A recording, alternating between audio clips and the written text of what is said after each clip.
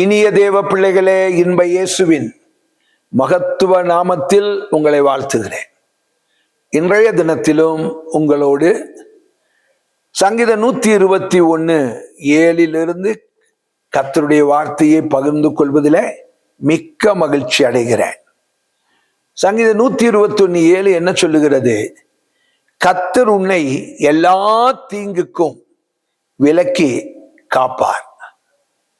கர்த்தர் உன்னை எல்லா தீங்குக்கும் விலக்கி காப்பார்.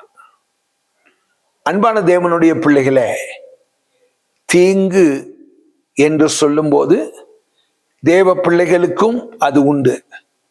குறிப்பாக தேவ பிள்ளைகளுக்கு அதிகமாய் உண்டு.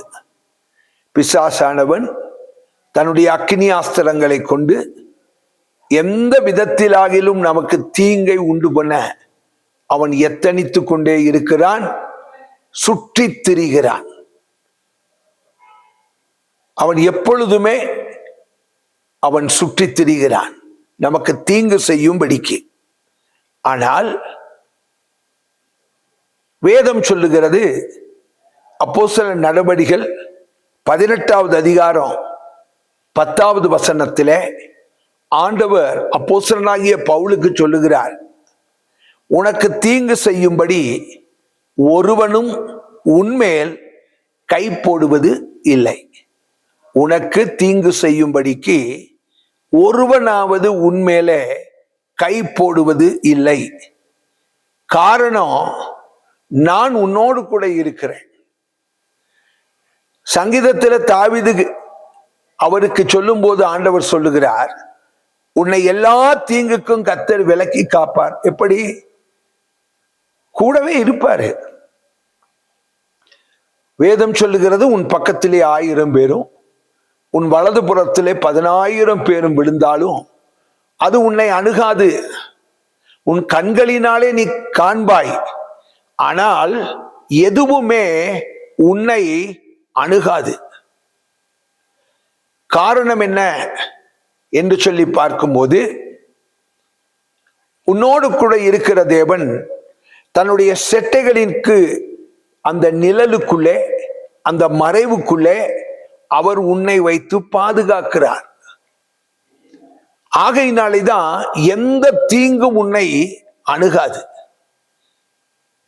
வெளியில பார்க்கிறவங்களுக்கு நம்மை ஒருவேளை அவங்க பார்ப்பாங்க, ஆனால் ஆண்டவர் தன்னுடைய செட்டைகளின் மறைவுக்குள்ளே நம்மை வைத்திருப்பதை அவர்கள் பார்ப்பதில்லை.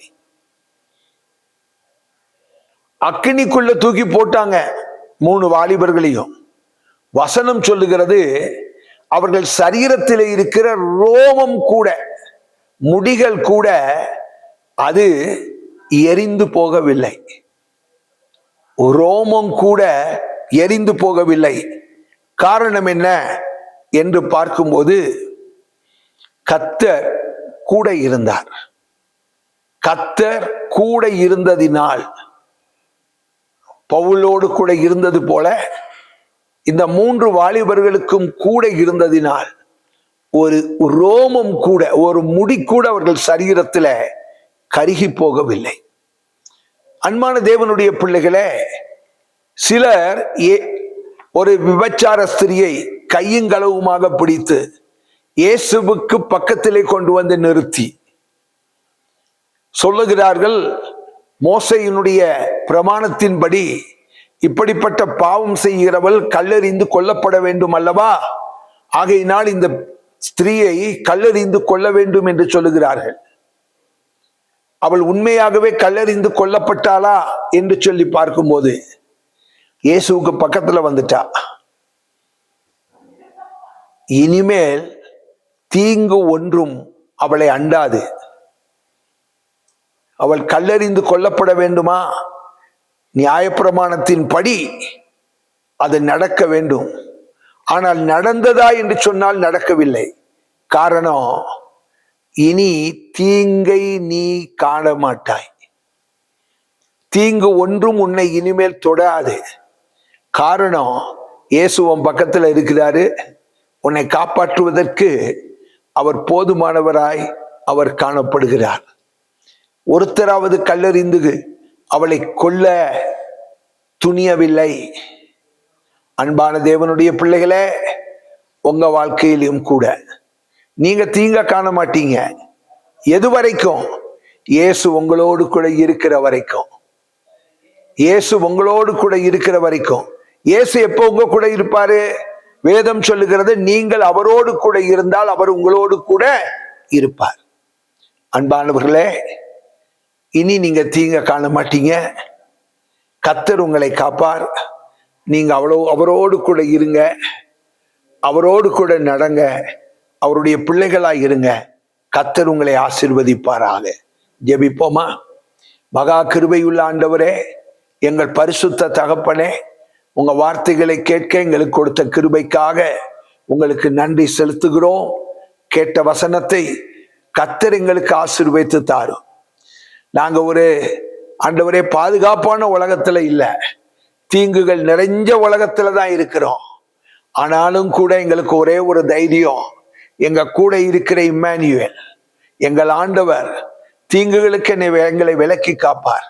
தீங்குகளை நாங்கள் காண்போம், ஆனால் ஒன்றும் எங்களை சேதப்படுத்தாது என்று தம்முடைய வாக்குத்தத்தத்தின்படியே தேவன் எங்களை நடத்த போகிறீர். அதற்காக நாங்கள் உம்மை ஸ்தோத்தரிக்கிறோம். வார்த்தைகளை கேட்ட உங்க பிள்ளைகளோடு தேவ பிரசன்னம் கூட இருக்க ஜெபிக்கிறோம். காத்துக்கொள்வீராக. இயேசுவின் நாமத்தில் பிதாவே, ஆமென், ஆமென்.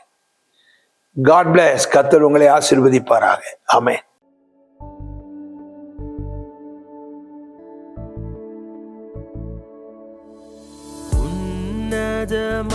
உன்னதமானவரே, என் உறைவிடம் நீர்தானே. உன்னதமானவரே, என் உறைவிடம் நீர்தானே.